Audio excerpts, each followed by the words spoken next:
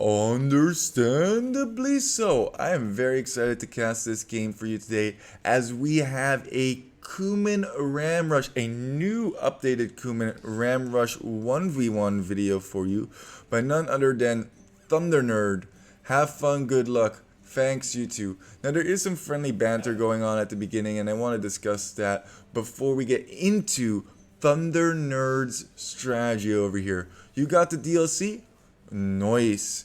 And Heretic Prophet indeed has the DLC as he is playing as the poles. So we got poles in the yellow and we got Cumans in the blue. Now, with that being said, the civs are fun. Yes, I agree. The Polish civs and the Bohemians are very, very fun to play with. I got the DLC myself. But are you going to be having fun against a Cuman Ram Rush, especially since Cuman's got that new bonus in which their archery ranges cost 100 less wood? So I've been talking to Thunder Nerd a whole bunch on my YouTube channel as well as on Discord, and we've been talking about how could you make this strategy work with maybe not 4 ranges, but with rams as well. So this is Thunder Nerd's attempt to make a Cuman Ram Rush happen with 2 ranges. Now, I could not find him on AoE2.net, so I don't know what elo this is played at, but I want to read to you his strategy as he sent it to me. Do a regular Dark Age till about 21 pop, then loom and up. Keep free on food, directly build a blacksmith to get the fletching upgrade, at the same time construct 1 range, then the siege workshop, 2nd range. Rams are the highest priority at this point. You need 2 for the gate and start working ASAP on that. Create 3 in the meantime. Ram push all the way with archers demolishes TC. Also, remember free on food. You can either keep producing vills and send first 2 to food, or after ramming the gate, create a stable and make 1 or 2 scouts. Or for skirms, giving you a little bit of variety in your play.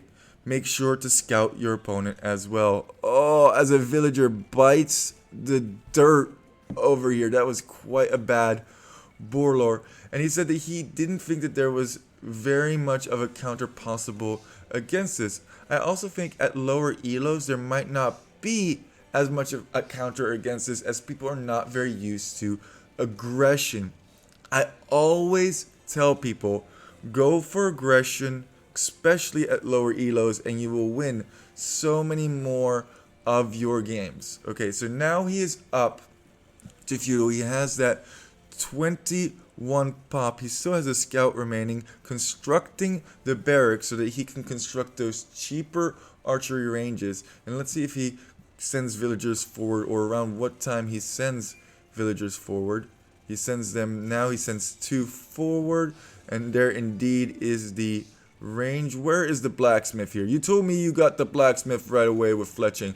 I demand to see a blacksmith. There's the blacksmith. Probably going to be constructing a 2nd range now, and we should see a siege workshop at some point as well. There's a siege workshop.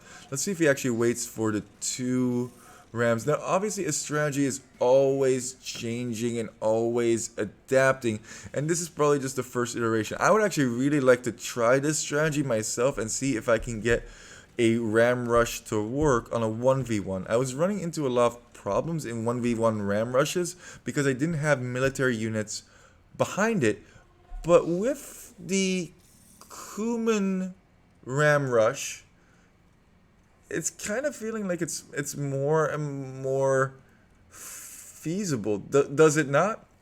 And he's producing skirmishers, I suppose, now because he cannot afford an additional ram gold-wise. Is that why? Or maybe he wants more. I don't know why he produced a skirmisher there. But this is pretty lethal, man. This is early feudal. Heretic Prophet has only just clicked up the castle, And if he's not careful, he could actually have his TC lost over here. This is the first game I'm actually casting from Thunder Nerd. He sent me in a bunch, and I am kind of interested to see the under Thunder Nerd games and see where he takes this strategy. Sure enough, he's for the first wall, going for the blacksmith rather than the walls. I think that's a good decision, although maybe the house would have been even better, but this way he can't get upgrades, and he's going to have to rebuild that. Going for archers himself, maybe to get some skirmishers out to stop these archers from wrecking house. And it's the 17-minute mark, and he's already in to yellow's base.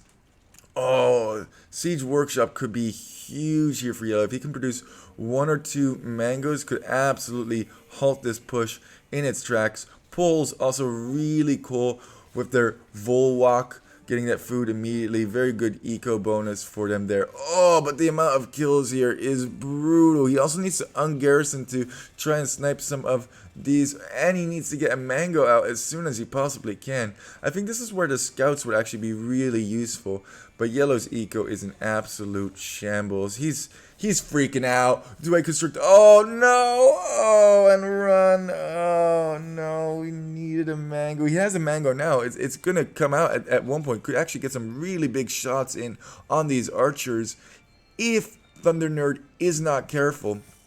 And it's a full evacuation. It's a complete and utter evacuation. Where's that mango? Ooh. Okay, you gotta get some value out of this mango. What's going on over here? Shoot those rams. Shoot those archers. Oh, I don't know if that was the play. Because if they close into minimal distance. Ooh. Getting that ram in there is actually a really good idea. Oh, that mango went basically down for free. Everything is falling apart for Heretic Prophet. He's trying to relocate over here, but the archers are going to be hunting this down. And I think this is basically GG at this point. Is it not? I guess he's going to continue playing over here. Is there any...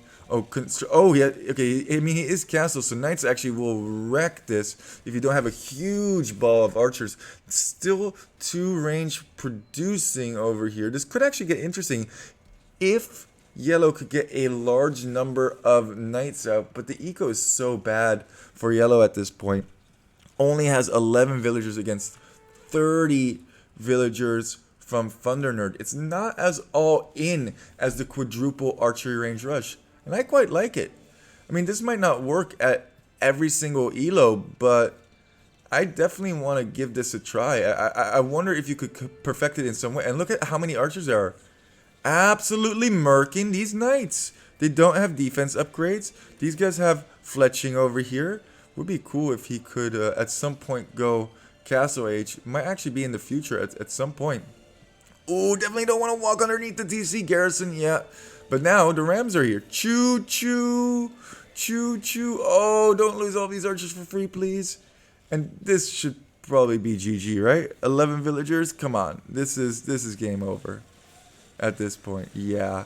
Absolute devastation. Cleaning up absolutely everything. Only have 1 villager. No, 3 villagers remaining at the end. What were the resources like? Not too big. Wow. And clicking up the castle as well. I like this. I really do like. I love myself a good ram rush. They're both MVP, of course. Just the things. Look at the KD on this as well. Wow. That timeline. Absolute domination from Thunder Nerd. Just keep walking those rams into your opponent's base. I really did enjoy watching this game. And like I said, there's actually eco behind this. And if you have any ideas on how to counter this, please let me know in the comments below. Or if you have any ideas on how Thunder Nerd could improve this strategy based on his description, we'd love to hear that as well. We are totally into, improving strategies. Constructive criticism. Don't just be like, oh, this is trash. You can do that on my videos, but not on other people, please. Be kind. Rewind. Poop Lord out.